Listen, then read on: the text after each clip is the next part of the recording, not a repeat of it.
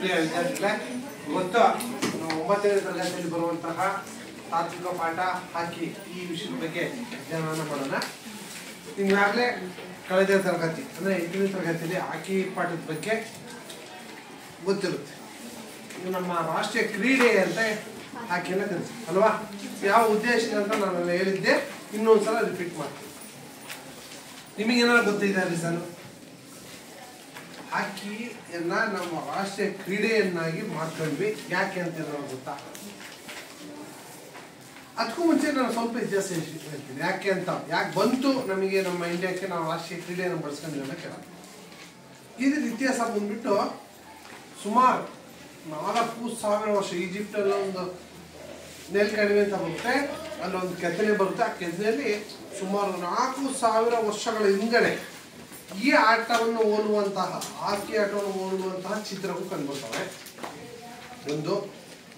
ಎರಡನೇದು, ಫ್ರೆಂಚಲ್ಲಿದ್ದ ಕೆರ್ಟಿಜನ್ ಅಂತೇಳಿ ಕರಿತೀವಿ. ಕೆರ್ಟಿಜನ್ ಆಟ ಅಲ್ಲಿ ಇತ್ತು. ಇದರ ಪದ ಹೂಕೆಟ್, ಫ್ರೆಂಚ್ ಪದ ಹಾಕಿ ಅನ್ನೋ ಪದ ಫ್ರೆಂಚ್ನ ಹೂಕೆಟ್ ಎಂಬ ಪದದಿಂದ ಬಂದಿದೆ. ಎರಡು. ಇಂಗ್ಲೆಂಡ್ನಲ್ಲಿ ಸುಮಾರು ವರ್ಷಗಳ ನಂತರ ಒಂದು 60ರಿಂದ 100 ವಿದ್ಯಾರ್ಥಿ ಯುವಕರು ಏನ್ ಮಾಡ್ತಾ ಇದ್ರು ಅಂದ್ರೆ, ಒಂದು ಹಳ್ಳಿಯಿಂದ ಇನ್ನೊಂದು ಹಳ್ಳಿಗೆ, ಈಗ ನಿಮ್ಮ ಹಳ್ಳಿಯಿಂದ ಪಕ್ಕದ ಹಳ್ಳಿಗೆ ಒಂದು ಗುಂಪು, ಅದರಲ್ಲಿ 60ರಿಂದ 100 ಜನ ಯುವಕರು ಇರ್ತಾ ಇದ್ರು. ಇಂಥ ಒಂದು ಸ್ಟಿಕ್ ಕೋಲ್ ಅಂತೀವಲ್ಲ, ಆ ಥರ ಮಾಡ್ಕೊಂಡ್ಬಿಟ್ಟು ಬಾಲನ್ನ ಆಡ್ಕೊಂತ ತಳ್ಕೊಂಡು ಹೋಗ್ತಾ ಇದ್ರು. ಆ ಊರಲ್ಲಿ ರೀಚ್ ಆಗೋ ಟೈಮಲ್ಲಿ ಅವರು ಅದನ್ನ ಬಾಲ್ ಕಸ್ಕೊಂಡು ನಿಮ್ಮ ಹಳ್ಳಿ ಕಡೆ ಬಂದು ನುಗ್ಗುವಂತ, ಅಂದರೆ ಅಪೋಸಿಟ್ ಗೊತ್ತಾ, ಹಂಗೆ ಆಡ್ತಾ ಇದ್ರು ಅನ್ನೋ ಒಂದು ಇತಿಹಾಸ. ಎರಡು. ನಂತರ ಕ್ರಿಸ್ತಪೂರ್ವ 478ರಲ್ಲಿ ಒಂದು ವಸ್ತು ಸಂಗ್ರಹಾಲಯದಲ್ಲಿ 6 ಜನ ಯುವಕರು ಈ ಆಟವನ್ನು ಆಡ್ತಾ ಇದ್ದಾರೆ ಅಂತ ಒಂದು ಚಿತ್ರ ಕಂಡು. ಇವೆಲ್ಲವೂ ನೋಡಿದ್ರೆ, ಅದಲ್ಲದೆ ಇಂಗ್ಲೆಂಡ್ನಲ್ಲಿ ಯುವಕರು ಅಂದರೆ ಸೈನಿಕರು, ಆ ಸೈನಿಕರು ಏನು ಮಾಡ್ತಾ ಇದ್ದಾರೆ, ಒಂದು 200 ಮೀಟರ್ ಟ್ರ್ಯಾಕಲ್ಲಿ ಆಯತಾಕಾರ ರಚನೆ ಮಾಡಿಬಿಟ್ಟು 200 ಮೀಟರ್ ಟ್ರ್ಯಾಕಲ್ಲಿ ಈ ಆಟವನ್ನು ಆಡ್ತಿರೋದು ಕಂಡು.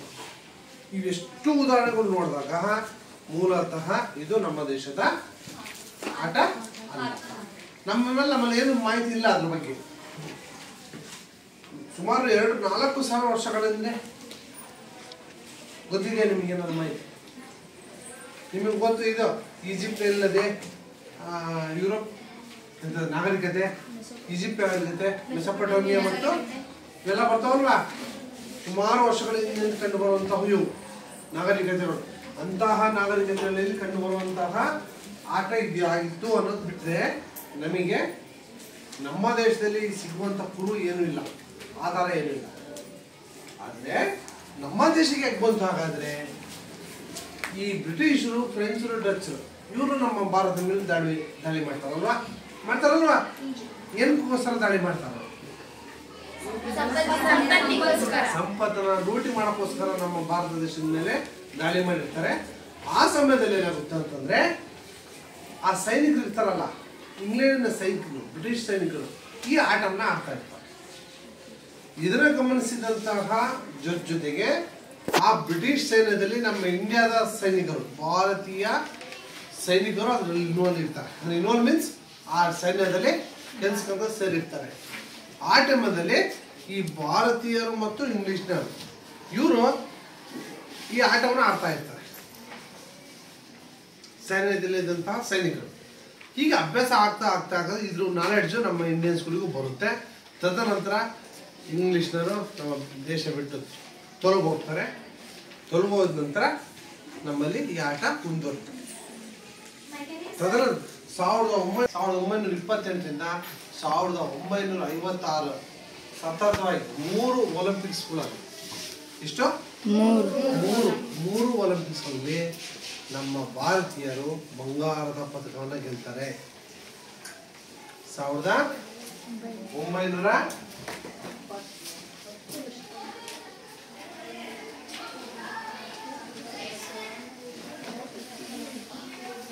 1928ರಿಂದ 1956 ನಡೆದಂತಹ ಸತತ 3 ಬಂಗಾರದ ಪದಕವನ್ನ ನಮ್ಮ ಭಾರತೀಯರು ಒಲಿಂಪಿಕ್ಸ್ ಗೆಲ್ತಾರೆ.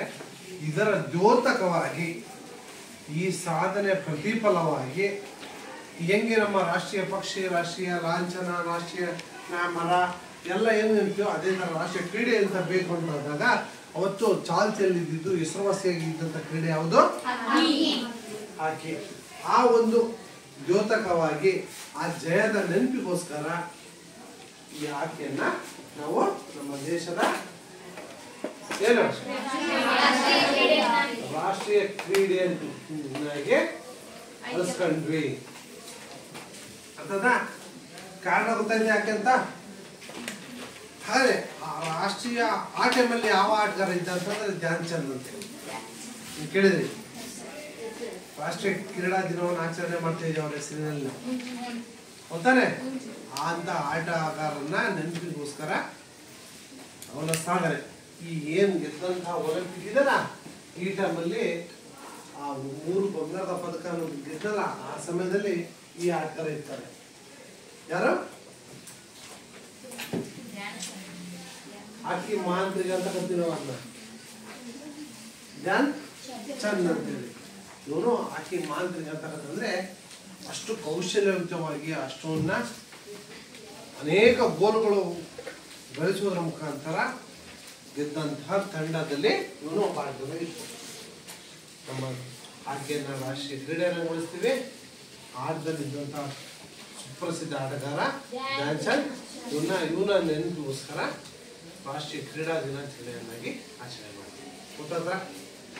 ಇಷ್ಟು ಇತಿಹಾಸ. ಈಗ ಇನ್ನು ನಾವು ಈಗ ನಿಮ್ಮ 8ನೇ ತರಗತಿ ಮುಂದಕ್ಕೆ ಬಂದಿದ್ವಿ. ಅಲ್ಲಿ ಇತಿಹಾಸ ಓದಿದ್ವಿ. ಇತಿಹಾಸ ಆದಮೇಲೆ ಕೌಶಲ್ಯಗಳು ಬರ್ತವೆ. ಏನು ಡ್ರಿಬ್ಲಿಂಗ್ ಮಾಡುವಂಥದ್ದು, ಒಂದು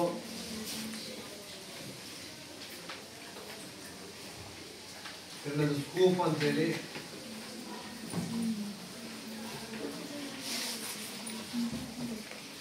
ಆಮೇಲೆ ಗೋಲ್ ಕೀಪರ್, ಪಾಸರ್, ಈ ಅನೇಕ ಕೌಶಲ್ಯಗಳು 8ನೇ ತರಗತಿಯಲ್ಲಿ ಬರ್ತಾ ಹೋಗ್ತವೆ. ಈಗ ನಾವು 9ನೇ ತರಗತಿಯಲ್ಲಿ ಇನ್ನು ಏನೇನು ಕೌಶಲ್ಯಗಳು ಇರ್ತವೆ ಅನ್ನೋದನ್ನ ಅಬ್ಸರ್ವ್ ಮಾಡ್ತಾ ಹೋದ್ರೆ ನಾವಿಲ್ಲಿ ಈ ಹಾಕಿ ಕ್ರೀಡೆ ನಿಮಗೆ ಗೊತ್ತಿದ್ದಂಗೆ ಒಂದು ಚಲನೆಗೆ ಮಹತ್ವವನ್ನು ಕೊಡುವಂತ ಕ್ರೀಡೆ. ಸುಮಾರು 60 ನಿಮಿಷಗಳ ಕಾಲ, ಎಷ್ಟು ನಿಮಿಷಗಳ ಕಾಲ ಮಧ್ಯಂತರದಲ್ಲಿ 2 ನಿಮಿಷ ರೆಸ್ಟ್ ಬಿಟ್ರೆ ಸತತವಾಗಿ 60 ನಿಮಿಷಗಳ ಕಾಲ ನಡೆಯುವಂತಹ ಕ್ರೀಡೆ ಇದೆ. ಅಂದ್ರೆ 60 ನಿಮಿಷ ಯಾವ ವ್ಯಕ್ತಿನೂ ಒಂದು ಕಡೆ ವ್ಯಕ್ತಿ ಒಂದು ಜಾಗದಲ್ಲಿ ಅಂದ್ರೆ ಒಂದು ಸ್ಥಳದಲ್ಲಿ ಅವನು ನಿಂತಿರೋಲ್ಲ. ಅವನೇನು ಮಾಡ್ತಿರ್ತಾನೆ, ಓಡಾಡ್ತಾ ಇರ್ಬೇಕು. ಅಲ್ಲಿಂದ ಇಲ್ಲಿ, ಇಲ್ಲಿಂದ ಅಲ್ಲಿಗೆ, ಅಲ್ಲಿಂದ ಇಲ್ಲಿಗೆ ಅಂತ ಅಂಕಣ ತುಂಬ. ಹಂಗಾದ್ರೆ ಈ ಅಂಕಣದ ಮೆಜರ್ಮೆಂಟು 91.01 ಮೀಟರ್ ಉದ್ದ.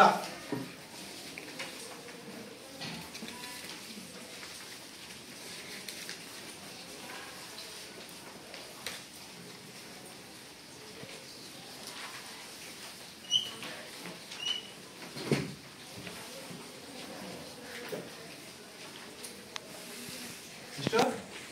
91.04 ಮೀಟರ್ ಉದ್ದ, 55 ಮೀಟರ್ ಅಗಲ. ಈ ಅಂಕಣದ ಅಳತೆಯಲ್ಲಿ, ಈ ಅಂಕಣದಲ್ಲಿ ಸತತವಾಗಿ ಒಬ್ಬ ಆಟಗಾರ ಓಡಾಡ್ತಾ ಇರ್ತಾನೆ.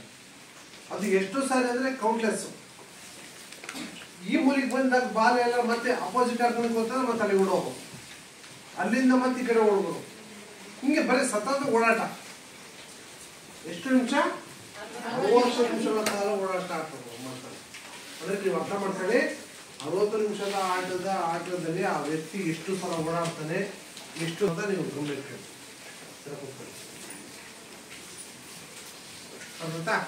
ಇಷ್ಟು ಇದ್ರೆ ಇತಿಹಾಸ ಮತ್ತು ಅಂಕಣದ ಪರಿಚಯ ನೋಡಿ. ಇಲ್ಲಿ ಈ ಅಂಕಣದಲ್ಲಿ ಬಳಸುವಂತಹ ಒಂದು ಹುಲ್ಲಿದೆ, ಪಾಲಿಗ್ರಾಸ್ ಅಥವಾ ಅಸ್ಟ್ರೋಟರ್ಫ್ ಅಂತ ಹುಲ್ಲುಗಳನ್ನ ಈ ಅಂಕಣದಲ್ಲಿ ಬೆಳೆಸಿರ್ತಾರೆ. ಏನು? ಪಾಲಿಗ್ರಾಸ್ ಅಥವಾ ಅಸ್ಟ್ರೋಟರ್ಫ್ ಅಂತ ಹೇಳಿ ಹುಲ್ಲನ್ನ ಈ ಅಂಕಣದಲ್ಲಿ ಬೆಳೆಸ್ತೀವಿ. ಯಾಕೆ ಅಂತಂದ್ರೆ ಎರಡು ರೀಸನ್. ಒಂದು ಬಾಲು ಸರಾಗವಾಗಿ ಉಳ್ಳಾಡೋದಕ್ಕೆ, ಎರಡನೇದು ನಾವುಗಳು ಬಿದ್ರೂ ಪೆಟ್ಟಾಗ್ತವೆ. ಅವುಗಳು ಎಷ್ಟು ಸೂಕ್ಷ್ಮತೆ ಇರುತ್ತೆ ಅಂತಂದ್ರೆ, ನಾವು ನಮ್ಮ ನೆಲಗಳಲ್ಲಿ ಬಾಲ್ ಉಳ್ದು ಬಿಟ್ರೆ ಬಾಲ್ ಉಳ್ಳೋಗಲ್ಲ, ಅಲ್ಲೆಲ್ಲ ನಿಂತ್ಕೊಂತತೆ. ಆದ್ರೆ ಅದು ಹಂಗಲ್ಲ, ಹಿಂಗೆ ಉಳ್ದು ಬಿಟ್ರೆ ಅವಲ್ಲೇ ಮಾಡುತ್ತೆ, ಅದು ಬಾಲ್ ಬರ್ತಿದ್ದಂಗೆ ಟಚ್ ಆಗ್ತಿದ್ದಂಗೆ ಮಕ್ಕಳುತ್ತೆ. ಮತ್ತೆ ಹಂಗೆ ತುಂಬ ಚಿಕ್ಕದಾಗಿರುತ್ತೆ, ಅದೇನು ಇಷ್ಟು ಇರಲ್ಲ, ಇಷ್ಟೇ ಇರುತ್ತೆ. ಅಂದರೆ ಸ್ಪಂದಿಸುತ್ತೆ, ಯಾವ ಅಡಚಣೆ ಮಾಡಲ್ಲ. ಹಾಗಾಗಿ ಇದೇನಾಗುತ್ತೆ ಅಂತಂದರೆ ಅಷ್ಟು ಟರ್ಫ್ ಅಥವಾ ಪಾಲಿರಸ್ ಎಂಬ ಹುಲ್ಲನ್ನು ಇಲ್ಲಿ ಬೆಳೆಸಲಾಗುತ್ತೆ. ಅರ್ಥಾಯ್ತಾ? ಈಗ ನೆಕ್ಸ್ಟ್, ಈಗ ನಾವು 9ನೇ ತರಗತಿಯಲ್ಲಿ ನೋಡೋದಾದ್ರೆ ಒಂದು ಪದ ಬರುತ್ತೆ, ಔಟ್ ನಂಬರಿಂಗ್ ಅಂತ ಒಂದು ಪದ ಬರುತ್ತೆ.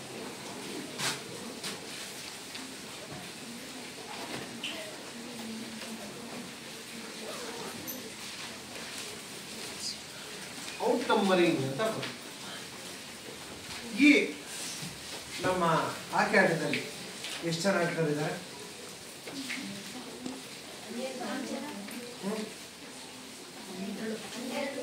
11 ಜನ ಆಟಗಾರರು, 5 ಜನ ಬದಲಿ ಆಟಗಾರರು. ಟೋಟಲ್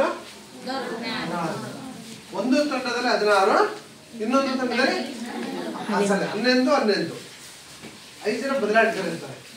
ಒಬ್ಬ ಗೋಲ್ ಕೀಪರ್ ಆಗಿರ್ತಾನೆ. ಈ ಉದಾಹರಣೆ, ಇದು ಎ ತಂಡ, ಇದು ಬಿ ತಂಡ. ಎ ತಂಡದ ಗೋಲ್ ಕೀಪರು ಇಲ್ಲಿರ್ತಾನೆ, ಬಿ ತಂಡದ ಗೋಲ್ ಕೀಪರ್ ಇಲ್ಲಿರ್ತಾನೆ. ಇವ್ರು ಏನ್ ಕೆಲಸಪ್ಪ? ಗೋಲ್ ಕೀಪರ್ ಫಸ್ಟ್ ಬಾಲನ್ನ ಈ ಗೋಲ್ ಒಳಗೆ ಹೋಗೋದಂತೆ ತಡೆಯೋದು. ಅಪೋಸಿಟ್ ಒಂದು ವೇಳೆ ಎ ಗುಂಪರು ಬಂದು ಈ ಗೋಲಲ್ಲಿ ಬಾಲ್ ಹಾಕಿದ್ರೆ 1 ಅಂಕ, ಇವರು ಹೋಗಿ ಈ ಗೋಲಲ್ಲಿ ಹಾಕಿದ್ರೆ 1 ಅಂಕ. ಗೊತ್ತಾನೆ? ಈ ತರನಾಗಿ ನಿಂತಾರೆ. ಆ ಗೋಲ್ ಕೀಪರ್ ಕೆಲಸ ಏನು? ಬಾಲನ್ನ ಬರುವಂತ ಬಾಲನ್ನ ತಡೆಯುವಂತ. ಅರ್ಥಾಯ್ತಾ?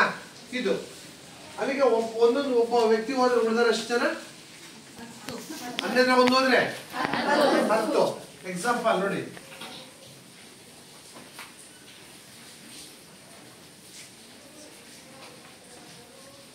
ಈ ತರ ನಿಲ್ತಾರೆ.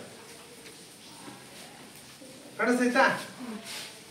1 2 3 4 5 6 7 8 9 10. ಫಸ್ಟ್ 3. ಓಕೆನಾ?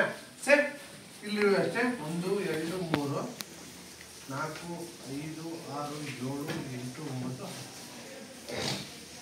ಇವರು ಹಿಂಬದಿ ಆಟಗಾರರು, ಮಧ್ಯಂತರ ಆಟಗಾರರು, ಮುಂಬದಿ ಆಟಗಾರರು. ಔಟ್ ನಂಬರಿಂಗ್ ಅನ್ನೋ ಪದ ಇದೆ. ಹಾಗಾದ್ರೆ ಏನು ಔಟ್ ನಂಬರಿಂಗ್ ಪದ ಅಂದ್ರೆ, ಈಗ ಈ ಸಾಮಾನ್ಯವಾಗಿ ಈ ಆಟಗಾರರು ಇಲ್ಲೇ ಇರ್ತಾರೆ.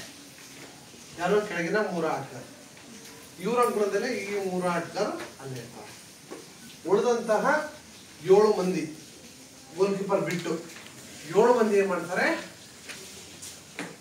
ತಮ್ಮ ತಮ್ಮ ಕ್ಷೇತ್ರವನ್ನ ರಕ್ಷಣೆ ಮಾಡೋದ್ರ ಜೊತೆಗೆ, ಇದು ಅವರ ಪ್ಲೇಸ್ ರಕ್ಷಣೆ ಮಾಡುವ ಸಂದರ್ಭದ ಜೊತೆಗೆ ಇವರು ಎದುರಾಳಿ ಅಂಕಣಕ್ಕೆ ನುಗ್ಗಿ ಆಡಬೇಕಾದ ಸಂದರ್ಭ ಬರುತ್ತೆ. ಅದಾಗ್ತಿದೆ ನಾನು ಹೇಳ್ತಿರೋದು. ಈ ಮುಂಬದಿಯ ಮತ್ತು ಮಧ್ಯಬದಿಯ ಆಟಗಾರರು ತಮ್ಮ ಅಂಕಣವನ್ನು ರಕ್ಷಣೆ ಮಾಡೋದ್ರ ಜೊತೆಗೆ ಎದುರಾಳಿ ಅಂಕಣಕ್ಕೆ ಮುನ್ನುಗ್ಗುವ ಕೆಲಸವನ್ನ ಮಾಡ್ತಾರೆ. ಈಗ ಎಕ್ಸಾಂಪಲ್, ಇವರು ಎ ತಂಡದಲ್ಲಿ ಏನ್ ಮಾಡ್ತಾರೆ? 7 ಜನ ಆಟಗಾರರು ಈ ಅಂಕಣಕ್ಕೆ ಬಂದ್ಬಿಡ್ತಾರೆ. ಇವರು ಸಂದರ್ಭ ಬರುತ್ತೆ. ಸಂದರ್ಭದಿಂದ ಹೆಚ್ಚು ಕಡಿಮೆ ಇದ್ರಾಗ ಒಬ್ಬ ಇಬ್ಬರು, ಇದ್ರಾಗ ಒಬ್ಬರು ಉಳಿದಾರೆ ಅಂತ ಎಷ್ಟು ಮಂದಿ? 2 ಮಂದಿ ಅಂತ ಅನ್ಕೊಂಡು ಯಾವ ತಂಡಕ್ಕೆ ಬರ್ತಾರೆ? ಬಿ ಗ್ರೂಪಿಗೆ ಬರ್ತಾರೆ. ಬಿ ಗೋಲ್ ಮಾಡಕ್ ಬರ್ತಾರೆ, ಅಶಕ್ತರಾಗ್ತಾರೆ. ಅಂದ್ರೆ ಸಕ್ಸಸ್ ಆಗಲ್ಲ. ತಕ್ಷಣ ಮಾಡ್ತಾರೆ ಇವರು ಬಿ ಗ್ರೂಪ್ ಎ ಗ್ರೂಪಿಗೆ ನುಗ್ತಾರೆ. ಎಷ್ಟು ಜನ ನುಗ್ತಾರೆ? ಇವ್ರು ಬಂದ್ರು ಅಂತ ಇವರೆಲ್ಲ ಸುಮ್ಮನಿರಲ್ಲ.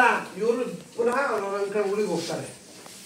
ಅದ್ರಾಗ ಏನ್ ಮಾಡ್ತಾರೆ? 1 2 3 ಆಟಗಾರರು ನಮಗೆ ಬಾಲ್ ಬರ್ಬೋದು ಅಂತ ಇಲ್ಲಿ ವೆಯ್ಟ್ ಮಾಡ್ತಾ ಇರ್ತಾರೆ. ಉಳಿದ್ರಲ್ಲಿ 5 6 ಜನ ಇರ್ತಾರೆ ಅನ್ಕಡೆ.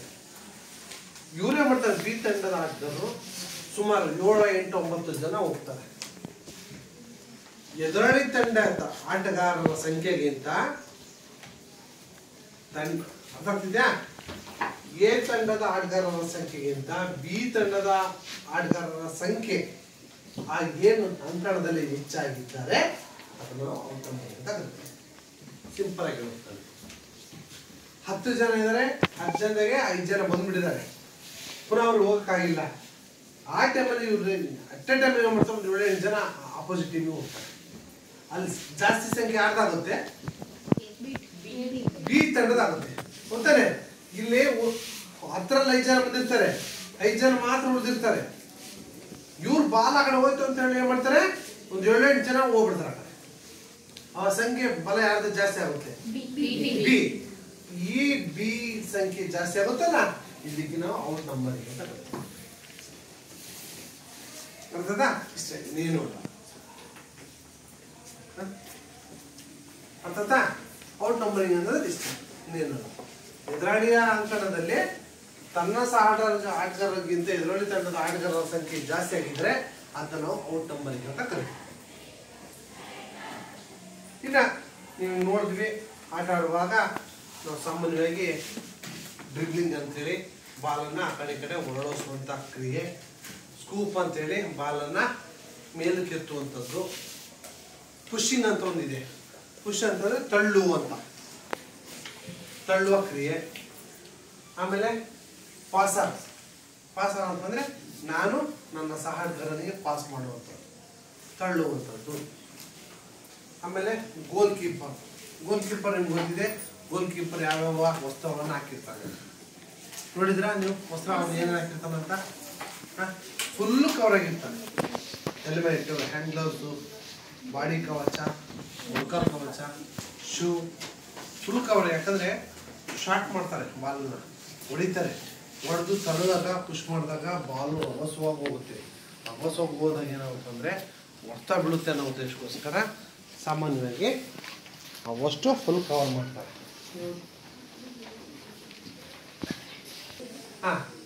ಓದುತ್ತಾ ಔಟ್ ನಂಬರಿಂಗು. ಇನ್ನು ಈ ಆಟದಲ್ಲಿ ಆಟಗಾರರು 11 ಜನ ಅಂತ ಹೇಳಿದ್ವಲ್ವಾ? 11 ಜನ ಆಟಗಾರರು ಇದ್ಮೇಲೆ ಆ ಆಟಗಾರರು ಹೇಗಿರ್ತಾರೆ, ಅವರ ಲಕ್ಷಣಗಳೇನು? ಹಾಕಿ ಆಟದ ಆಟಗಾರರ ಲಕ್ಷಣಗಳು. ಈಗ ನಾನು ಎಕ್ಸಾಂಪಲ್ ಹೇಳಿದೆ. ಇದು ನೋಡಿ, ಬಕ್ಕಂಡೆ ಓಡಾಡ್ತಾರೆ, ನಿಂತ್ಕೊಂಡು ಓಡಾಡ್ತಾರೆ. ಸಂದರ್ಭ ಬಂದರೆ ತಕ್ಷಣವೇ ಓಡ್ತಾನೆ ಬಗ್ತಾರೆ, ಬಗ್ಗೆ ಬಾಲ್ನ ಎಳ್ಕೊಳ್ಳೋದು, ತಳ್ಳುವಂಥದ್ದು ಮಾಡ್ತಾರೆ. ಹಾಗಾದ್ರೆ ನೀವು ಹೇಳಿ, ಈ ಆಟಕ್ಕೆ ಸತತ 60 ನಿಮಿಷ ಆಟ ನಡೀತಿದೆ. ಎಷ್ಟು ಆಕ್ಟಿವ್ ಆಗಿರ್ಬೇಕು, ಏನು ಲಕ್ಷಣ ಇರಬೇಕು ನಿಮ್ಗೆ ಆಲ್ರೆಡಿ ಗೊತ್ತಾಗಿರ್ಬೇಕು.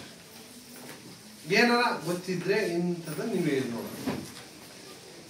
ಒಬ್ಬ ಆಟಗಾರನಾಗಬೇಕಂದ್ರೆ ಅವನ ಲಕ್ಷಣಗಳು ಏನೇನು ಹೇಳ. ನಿರ್ಲಕ್ಷ್ಯತನ ಇರಬಾರ್ದು. Good point.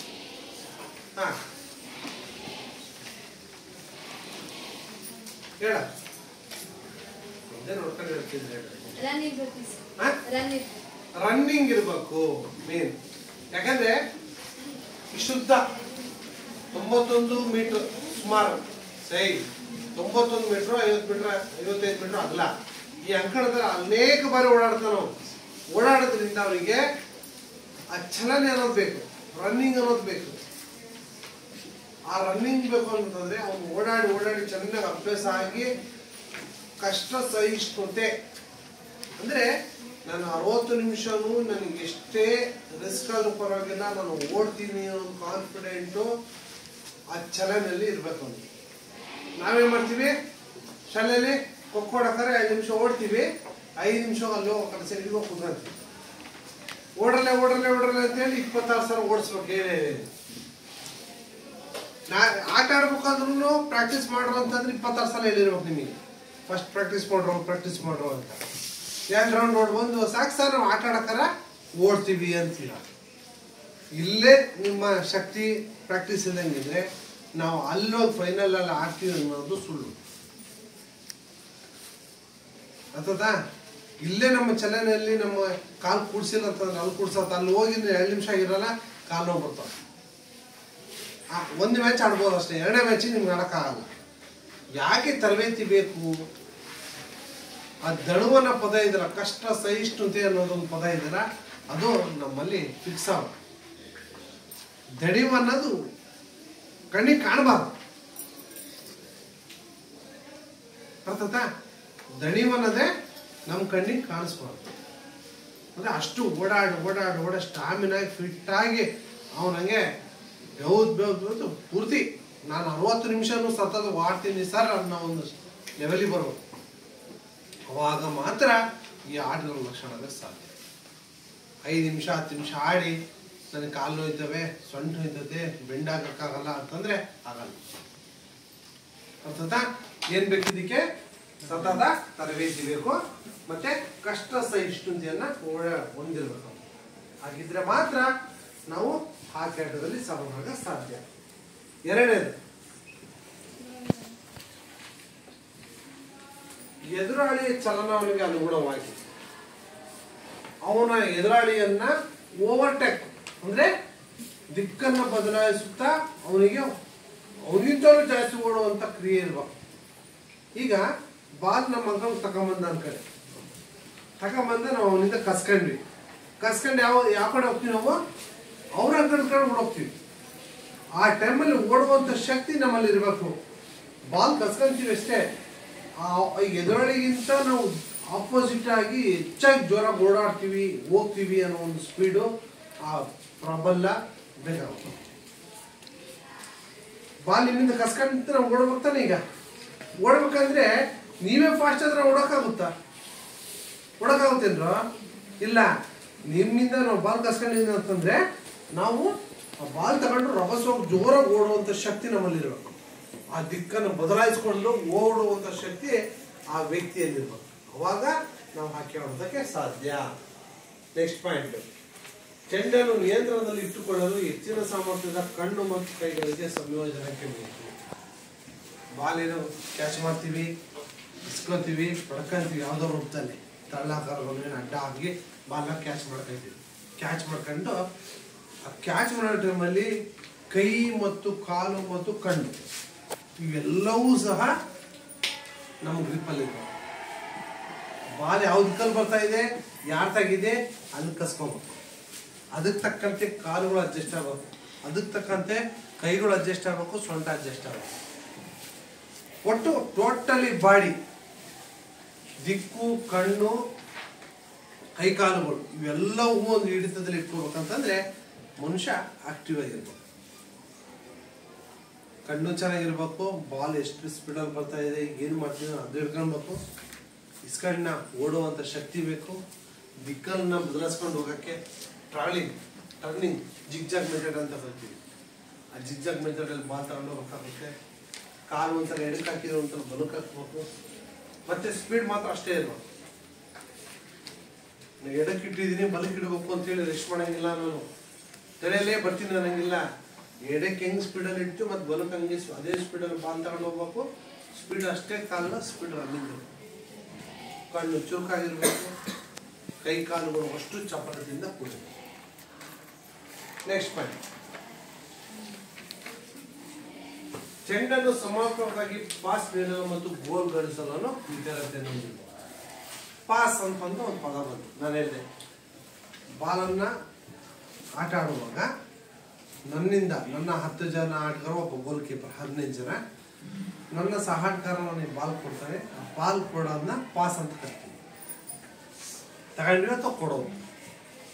ಕೊಟ್ಟಿದ್ದಾದ್ಮೇಲೆ ನಾವು ಆ ಒಂದು ಗೋಲ್ ಪೋಸ್ಟ್ ಇದೆ, ಆ ಗೋಲ್ ಪೋಸ್ಟಿಗೆ ತಗೊಂಡೋಗಿ ಬಾಲ್ನ ಹಾಕ್ತೀವಿ. ಯಾವ ಟೆಕ್ನಿಕಲ್ ಯೂಸ್ ಮಾಡಿ ಹೋಗ್ತಿರೋ ನಮಗೆ ಬಿಟ್ಟಿದ್ದೀವಿ. ಆಟಗಾರಗಳು ಬಾಸ್ ತಗೊಂತೀವಿ, ಕೊಡ್ತೀವಿ. ಅದು ಆಟ ಆಡುವಾಗ ನಿಮ್ಗೆ ಗೊತ್ತಾಗುತ್ತೆ ನಾವು ಯಾವ್ಯಾವ ದಿಕ್ಕನ್ನು ಬದಲಾಯಿಸ್ಕೊಂಡು ಹೋಗಿ ಏನಾರ ಮಾಡಿ ಆ ಡಿ ಸರ್ಕಲ್ ಕ್ರಾಸ್ ಮಾಡ್ಕೊಂಡು ಗೋಲ್ ಪೋಸ್ಟಿಗೆ ನಾವು ಗೋಲ್ ಒಳಗೆ ಹಾಕ್ಲೇಬೇಕು. ಅಲ್ಲೊಬ್ಬ ಗೋಲ್ ಕೀಪರ್ ಇರ್ತಾನೆ, ಅವ್ನು ತಪ್ಸೆ ಹಾಕ್ಬೇಕು. ಮತ್ತೆ ಗೋಲ್ ಪೋಸ್ಟ್ ಒಳಗೆ ಬಾಲ್ ಹೊಡ್ತಂದ್ರೆ ನಮಗೆ 1 ಅಂಕ ಸಿಗುತ್ತೆ. ಆ ನಿಖರತೆ ಅನ್ನೋದು ಆಟನೇ ಇರಬೇಕು. ಓಕೆನಾ? ನೆಕ್ಸ್ಟ್, ಆಟಗಾರರು ಸಹ ಆಟಗಾರರು ಚೆಂಡನ್ನು ಪಡೆಯಲು ಮತ್ತು ಎದುರಾಳಿಗಳನ್ನು ವಂಚಿಸಿ ಕ್ಷಣಾರ್ಧದಲ್ಲಿ ಚೆಂಡನ್ನು ಪಾಸ್ ನೀಡಲು ಅಥವಾ ಎದುರಾಳಿ ಚೆಂಡನ್ನು ಕಸಿಯಲು ವೇಗದ ಅವಶ್ಯಕತೆ ಹೊಂದಿರುವ. ನಾನು ಹೇಳಿದೆ ಬಾಲನ್ನು ಅವನಿಂದ ಪಡ್ಕೊಂಡಾಗ ಫಾಸ್ಟಾಗಿ ಓಡುವಂಥದ್ದು, ಗೋಲ್ ಮಾಡುವಂಥದ್ದು, ಎಲ್ಲ ಕ್ರಿಯೆಗೂ ಇಲ್ಲಿ ಏನು ಬೇಕು ನಿಮಗೆ? ಮುಖ್ಯವಾಗಿ ಚಲನೆ ಬೇಕು, ವೇಗ ಬೇಕು. ಆ ವೇಗ ಅನ್ನೋದು ಈ ಆಟಗಾರನಿಗೆ ಇರಬೇಕು. ನೆಕ್ಸ್ಟ್, ಹಾಕಿ ಸ್ಟಿಕ್ ಅನ್ನು ಚಾಚೆ ಚೆಂಡನ್ನು ತಡೆಯುವ ಸಂದರ್ಭದಲ್ಲಿ ಮತ್ತು ಯಾವುದೇ ನೈಪುಣ್ಯತೆಯನ್ನು ಪರಿಣಾಮ ಬೀರಿಸಲಿ ಮೈ ಮಣಿತ ಅವಶ್ಯಕ. ನಾನು ಹೇಳಿದೆ ಆ ಸ್ಪೀಡಲ್ಲಿ ಹೋಗ್ತಾ ಇರ್ತೀವಿ, ಆಪೋಸಿಟ್ ಆಟಗಾರರಿಂದ ಬಾಲ್ ಕಸ್ಕೋಬೇಕಾಗುತ್ತೆ ಅಥವಾ ತಗೊಂಡೋಗೋರ ತಪ್ಪಿಸ್ಬೇಕಾಗುತ್ತೆ. ಆವಾಗ ಆಟೋಮೆಟಿಕ್ ನಾವು ಬೆಂಡಾಗಿ ಓಡುವಂಥ ಕ್ರಿಯೆ ಇರುತ್ತೆ, ಬಗ್ಗುವಂಥ ಇರುತ್ತೆ, ಕೈಯನ್ನು ಚಾಚುವಂಥದ್ದು ಇರುತ್ತೆ, ಬಾಲನ ಮೇಲಿಂದ ಬಂದಾಗ ಅಡ್ಡ ತಡೆಯುವಂಥ ಕ್ರಿಯೆ, ಇವೆಲ್ಲವೂ ಇರ್ತವೆ. ಇವೆಲ್ಲ ಕೌಶಲ್ಯವನ್ನ ಅವನು ಕಲ್ತಿರ್ಬೇಕು. ಅರ್ಥಾಯ್ತಾ? ಈ ಕೌಶಲ್ಯ ಒಟ್ಟು ಆಟಗಾರನಿಗೆ ಆಟದ ನಿಯಮಗಳ ಜೊತೆಗೆ ಇವೆಲ್ಲ ಮುಖ್ಯವಾಗಿ ಸ್ಟಿಕ್ಕನ್ನು ಹಿಡಿಯುವಂಥದ್ದು, ಈ ಆಟದ ನಿಯಮ ಏನು, ಡಿ ಸರ್ಕಲ್ ಯಾವಾಗ ಯೂಸ್ ಆಗುತ್ತೆ, ಗೋಲ್ ಯಾವಾಗ ಮಾಡ್ಬೇಕು ನಾವು, ಇಲ್ಲಿ ಪೆನಲ್ಟಿ ಕಾರ್ನರ್, ಪೆನಲ್ಟಿ ಸ್ಟ್ರೋಕ್ ಅಂತ ಬರುತ್ತೆ, ಯಾಕೆ ಬರುತ್ತೆ,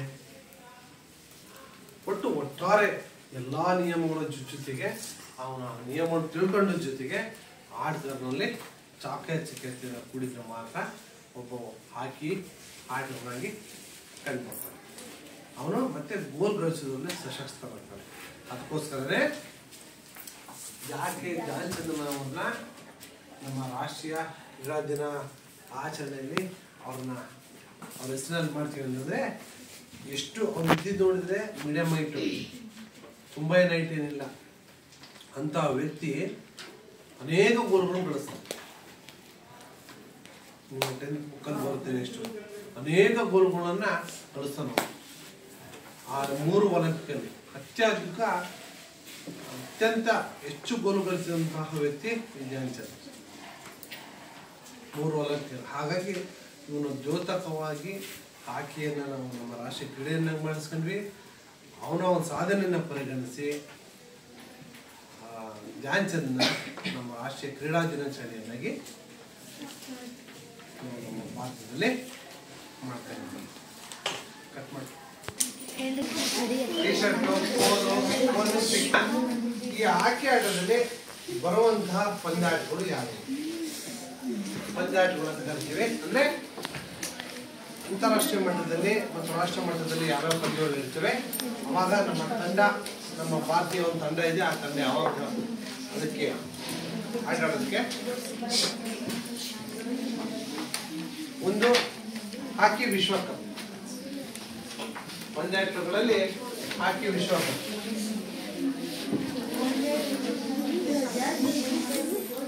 ಮಾತ್ಬೇಡ. ಹಾಕಿ ವಿಶ್ವಕಪ್ ಇದು 1971ರಲ್ಲಿ ಪ್ರಾರಂಭವಾಗುತ್ತೆ. FIH ಅಂತೇಳಿ ಫೆಡರೇಷನಲ್ ಇಂಟರ್ನ್ಯಾಷನಲ್ ಹಾಕಿ ಅಂತೇಳಿ ಒಂದು ಒಕ್ಕೂಟ ಇದೆ. ಆ ಒಲಿಂಪಿಕ್ ಅಲ್ಲಿ ಪ್ರತಿ 4 ವರ್ಷಕ್ಕೊಮ್ಮೆ ನಡೆಯುವಂತಹ ವರ್ಲ್ಡ್ ಕಪ್, ಆ ವರ್ಲ್ಡ್ ಕಪ್ ಅಲ್ಲಿ ಈ ಹಾಕಿಯನ್ನ ಆಡಲಾಗುತ್ತೆ. ಅಂದ್ರೆ ಹಾಕಿ ವರ್ಲ್ಡ್ ಕಪ್ ಬೇರೆ ಇರುತ್ತೆ, ಅದು 4 ವರ್ಷಕ್ಕೊಮ್ಮೆ ನಡೆಯುತ್ತೆ. ಪ್ರತಿಯೊಂದು ವರ್ಲ್ಡ್ ಕಪ್ ನಡೆಯೋದು, ವಿಶ್ವಕಪ್ ನಡೆಯೋದು 4 ವರ್ಷಕ್ಕೊಮ್ಮೆ. ಹೌದು, ಈಗಿಲ್ಲ, ಪ್ರತಿ 4 ವರ್ಷಕ್ಕೊಮ್ಮೆ ನಡೆಯುವಂಥದ್ದು. ಈ ವರ್ಷ ಅಲ್ಲ, ಚೆಕ್ ಮಾಡಿ ಹೇಳ್ತೀನಿ. ನೆಕ್ಸ್ಟ್ ಒಲಿಂಪಿಕ್ಸ್ 1908ರಲ್ಲಿ ಲಂಡನ್ ಒಲಿಂಪಿಕ್ಸ್ ನಲ್ಲಿ ಮೊಟ್ಟ ಮೊದಲಿಗೆ ಪುರುಷರಿಗೆ ಈ ಆಟವನ್ನು ಆಡಿಸಲಾಗುತ್ತೆ. ತದನಂತರ 1980ರಲ್ಲಿ ಮಾಸ್ಕೋದ ಒಲಿಂಪಿಕ್ಸ್ ನಲ್ಲಿ ಮೊದಲ ಬಾರಿಗೆ ಮಹಿಳೆಯರಿಗೆ ಹಾಕಿಯನ್ನು ಆಡಿಸಲಾಗುತ್ತೆ. 1976ರಲ್ಲಿ ಮ್ಯಾಂಚೆಸ್ಟರ್ನಲ್ಲಿ ಕೃತಕ ಅಂಕಣದಲ್ಲಿ ಹಾಕಿ ಪಂದ್ಯವನ್ನು ಮೊದಲ ಬಾರಿಗೆ ನಡೆಸಲಾಗುವುದು. ಅಂದರೆ ಅಂಕಣ ಪರ್ಫೆಕ್ಟ್ ಇರುವಂತಹ ಅಂಕಣದಲ್ಲಿ 1976ರಲ್ಲಿ ಮೊಟ್ಟ ಮೊದಲ ಬಾರಿಗೆ ಆಡಿಸಲಾಗುತ್ತೆ.